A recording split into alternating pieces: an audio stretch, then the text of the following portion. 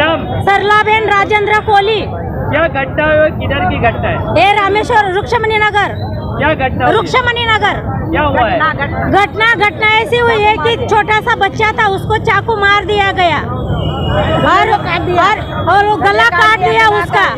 और हमें न्याय चाहिए, न्याय के लिए हमको कुछ नहीं चाहिए। जैसे मारने वाले हमको पता नहीं है, अगर पता होता तो हम भी जान पे जान ले लेते, पर हमें वो अभी मिल गया है तो उनकी जान हमको चाहिए।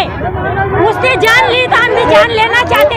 जो जगह पे घटना हुई वहाँ पे कुछ अड्डा वड्डा चल रहा था? हाँ, अड्डा चल रहा था, बहुत काफी दिनों से चल रहा है। क्या अड्डा है? वो बाड़ू पांडू सब जन रहते हैं उसमें, वो लोग सब रहते हैं, पर आज कोई नहीं था उधर। आज आपने इसके पहले कंप्लेंट क्यों नहीं की?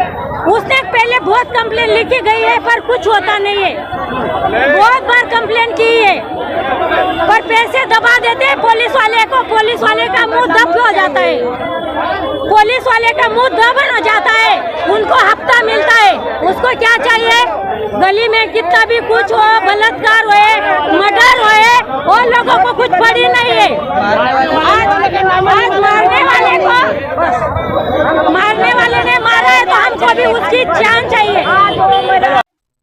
आज रोज सवाરના સમયે લિંબાયતના આરડી ફાટક પાસેના એક વિસ્તારમાં હત્યાનો બનાવ બન્યો છે।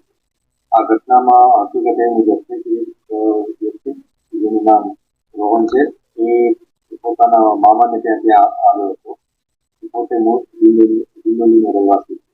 રોહન પોતાના મામાને ત્યાં આવ્યો, ત્યાં જગ્યાએ એનો પરિચિત છોકરો દીપક પાટીલ એ પોતે પણ ત્યાં આવ્યો હતો અને બંને વચ્ચે વાતચીત થઈ હતી અને આ દરમિયાન દીપક પાટીલે ચપ્પુથી એને હત્યા નિપજાવી હતી અને ત્યાંથી દીપક ભાગી ગયો હતો। પોલીસે તત્કાળ કાર્યવાહી કરતા એને રાઉન્ડ અપ કરેલ છે અને આગળની જે કાયદેસરની કાર્યવાહી હોય તે શરૂ કરી દીધી છે। હત્યાનું મૂળ કારણ શું?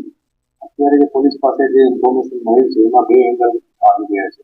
એક છે કે જે ભોગ બનનાર છે એનું આરોપીના પરિચિત સાથે અફેર હતી અને એની સાથે એક બીજું પણ એંગલ આવે છે કે જેમાં આરોપી પાસેથી ભોગ બનનાર બે ત્રણ વાર પૈસા પણ માંગી ગયો હતો અને જબરદસ્તી પૈસા માંગતો હતો। આ બંને એંગલ ઉપર પોલીસ તપાસ કરી રહી હતી અને જે પણ અમને એમાં મૂળ કારણ મળશે ત્યાં સુધી અમે પહોંચીશું અને મૂળ કારણ આવતા જ અમે એના મુજબ આગળની કાર્યવાહી કરીશું। જે ભોગ બનનાર છે એ 18 વર્ષ અને 11 મહિનાનો છોકરો છે અને એને 12 ધોરણ પાસ કરેલું છે। જે આરોપી છે એ 19 વર્ષ ઉપરનો છોકરો છે અને એને પોતે અત્યારે 1 વર્ષથી અહીંયા રહે છે। મૂળ પોતે મહારાષ્ટ્રનો છે। અહીંયા એ જોબ કરે છે અને જોબ કરવાની સાથે સાથે એક્સટર્નલ પરીક્ષા પણ આપી રહી છે। આવી માહિતી પોલીસને મળી છે। આ તમામ એંગલ ઉપર પોલીસ તપાસ કરી રહી છે। જે પણ ઇન્ફોર્મેશન વેરીફાઈ થશે એ મુજબ અમે આગળની કાર્યવાહી લોકો એકત્રિત થયું પોલીસને ચોરોને દેખાડવા માટે બળ પ્રયોગ કરવામાં આવ્યો।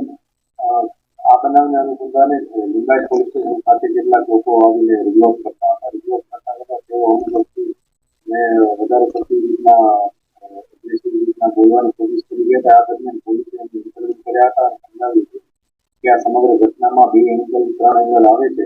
આજે 2-3 એંગલમાં જે પણ સ્પષ્ટ માહિતી મળશે અને જે પણ કન્ફર્મ હશે એના ઉપર અમે કાર્યવાહી કરીશું। અને સ્થાનિક લોકોનું જણાવ્યા પ્રમાણે ત્યાં અસામાજિક તત્વોનો આતંક પહેલાથી આ બનાવમાં આ લોકોની આવી પણ રજૂઆત હતી, પરંતુ અમે છેલ્લા ઘણા સમયથી આ તમામ વિસ્તારમાં પેટ્રોલિંગ કરીએ છીએ। વાહન ચેકિંગ પણ રોજનું રોજ વાહન ચેકિંગ પણ થતું હોય છે। આ ઉપરાંત 5 થી 7 દિવસમાં એક કોમ્બિંગ કરવામાં આવે છે કે જેમાં અસામાજિક તત્વો ઉપર કાર્યવાહી કરવામાં આવે છે।